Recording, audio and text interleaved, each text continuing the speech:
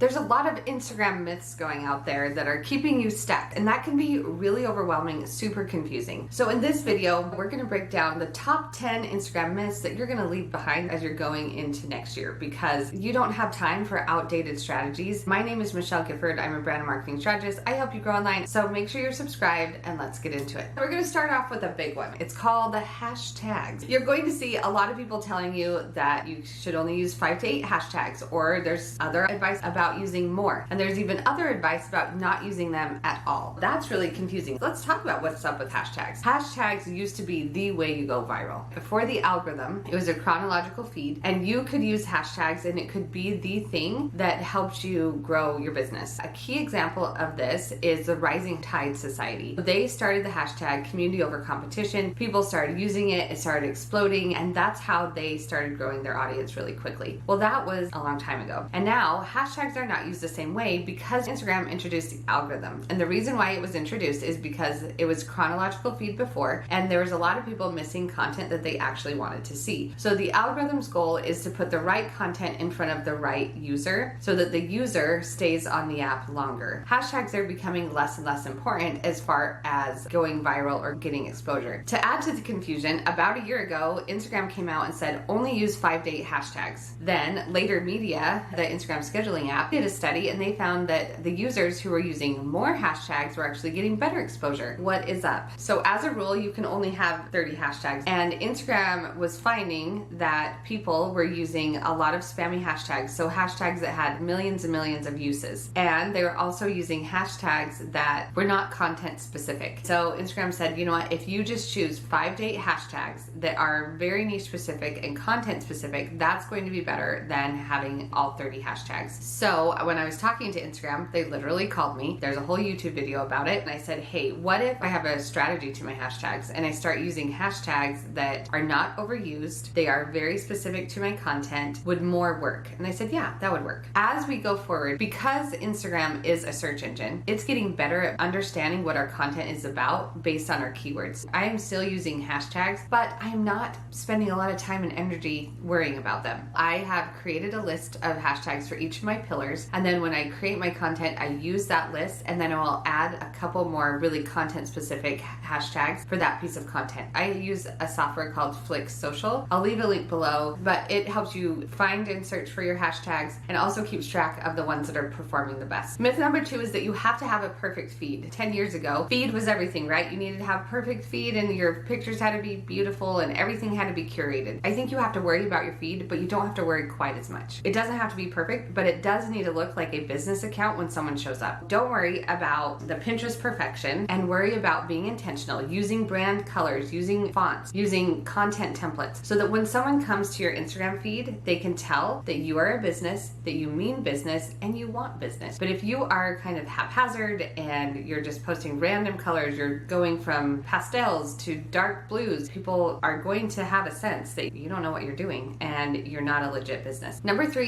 is posting times. When is the best time to post? If you are a part of any scheduling apps, they will tell you your best time to post. Also, if you go to your Instagram, you can see which time most of your people are on. I do recommend posting like an hour or 2 before most of your people get on Instagram. I don't stress too much about posting times, and here's why. Our Instagram posts are lasting a lot longer than they used to. So I have reels that go viral 2 or 3 weeks after I posted them. And when I talked to Instagram, they said that consistency is more important than like the exact time. So choose a time in which you can show up and post your content, and then choose to show up every day and be consistent about it. The algorithm works in a way that it's going to get your content to the people that it needs to. Number 4 is showing up without a strategy. This is the worst. Do not do this. When you decide to start a business and use Instagram for business, you need to start showing up for Instagram as a business. So coming on Instagram without a plan and then expecting it to work is not going to work, and you're going to be frustrated. That's not what I want you to do. I want you to show up with a plan so that you can create content in advance, so that you understand your audience, you know what they want, and you start creating really quality content that's niche specific so that you can grow. If you need a content plan sent to you every month with trending audios so you don't have to go around searching for them, and Canva templates to make your content creation easier, then you need to join my monthly subscription, the Insta Social Society, because this is going to be the easiest, best way for you to create content, because we give all of those things to you. Next is engaging with others. Here's what I think about engaging with others. Instagram Instagram is a way for you to be social. It's a way for you to build relationships, to build a community. So if you're only engaging with people just to check it off your list, then you're missing the point and you're missing the advantages. There are so many connections that you can make on Instagram. So don't just go and engage on people's content just to engage, but go to build relationships and things will start changing. Myth number 6 is that trending audio is out. This is 100% false. Instagram came out a little bit ago and said that they were going to prioritize original audio. Everyone started taking that trending audio was out. And that's actually not what they meant. They meant that they were really trying to combat against people stealing people's content. And so what they were saying is like original creators are going to get priority in the feed, but they weren't necessarily applying that to trending audio, because I am using trending audio all the time and it is really one of the biggest things that is helping me grow. So how do you find trending audio? I'll give you a couple tips. If you want it to be easy, you can just come join the Insta Social Society and use YouTube for 50% off the first month. This is going to give you a whole list of trending audio for you to use. If you're looking for yourself, you can go to Instagram, go to a reel, click on the audio at the bottom, and when you click there, you'll be able to see a lot about the reel. One of the things is you'll see if there's a trending up arrow. This is Instagram's way of saying, hey, this is on the rise, this is going to be a trending audio. Some things that I look for as a strategist is I go and look for the first reel that use that audio, and I will see if it has about 1 million views.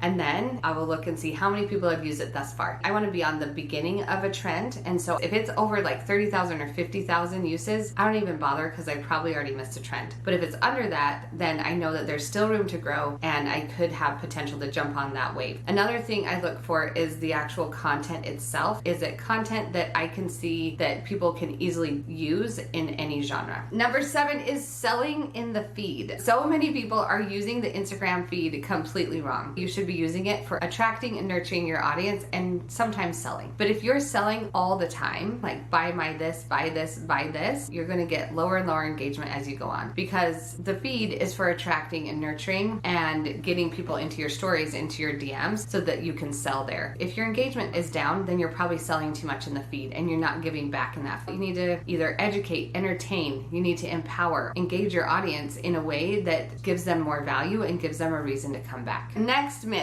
is that you have to post every day, or I keep hearing this one too, don't post every day. Let's talk about how many times you should post, because this is about your goals and your capacity. If you can only post 3 days a week consistently, then you should only be posting 3 days a week consistently. And you shouldn't post 10 times a week and then once a week. That's not what we want. If you are looking to grow and you want to grow quickly, then I recommend really committing to creating a lot of content. It's all about strategy here. If you are only posting 3 times a week, then you are not going to get very much data back about your audience and about what resonates. But if you post it every day, that's almost double your reps, and that is going to make you a better content creator faster. You do not have to be perfect when you create content. That's what's so great about it, is it is a great space for you to learn and to grow and to get better. Are there people right now who are only posting 3 days a week and growing? Absolutely. But do you know why that's happening? They completely understand their audience and they know what their audience wants from them specifically. One of my friends has grown so great, but she spent the first 2 years creating really good content every day. And now that she has an established audience who understands her, she understands them, she knows exactly how to serve them, she has scaled back to 3 times a week, and that works for her. But it's very strategic, and she put a lot of time up front so that she could now scale back a little bit and create less content, but it's so pointed and it's so direct that her audience is resonating with it. It's going to come down to you. If you want to grow and you want to get better at content creation, then commit to creating more. If you're okay with things are and you can only commit to 3 days a week, then commit to that and then show up for it. Number 9 is reels are the only way to grow. This isn't true.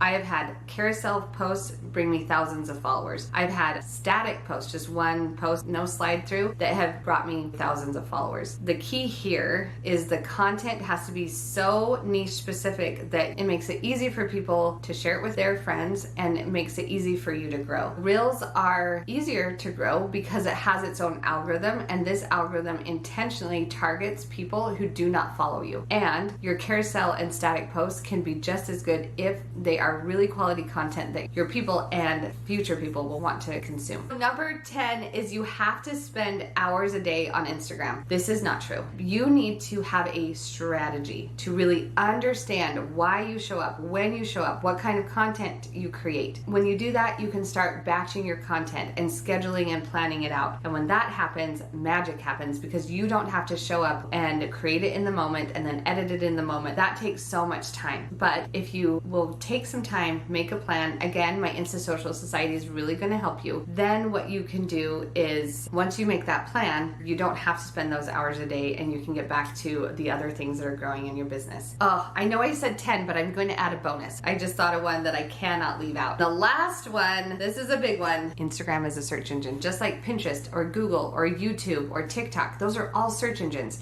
And Instagram is becoming a better and better search engine. So how do we capitalize on the search engine? First, we need to niche down. The algorithm is actively trying to understand what kind of content you create so it can put your content in front of the right people. And if you are posting about cooking and fashion and travel and business all in one account, it confuses the algorithm. It can't recommend your content to the people because it doesn't understand what you're creating. So you need to niche down, choose a lane and stick there. To help the algorithm understand what lane we're in, we need to use SEO. SEO is search engine optimization, and we are going to use that by using keywords or words that people will search for to find the content we create in our content, in the actual carousel or reel, in the caption, in our bio, in our name and our handle. We need to put keywords wherever we can so that people can find us. Once Instagram starts trusting you, it will start pushing your content to more and more people. That is how I have grown over 100,000 followers in less than a year, because I really started using the algorithm and using SEO to get people to find my content. You can do it too. If you need extra help and you want an audit, me and my team will do an audit for you and make sure that you're on the right track. All right, my friend, we just busted some myths. That feels good. You're ready for Instagram, and we'll see you next time.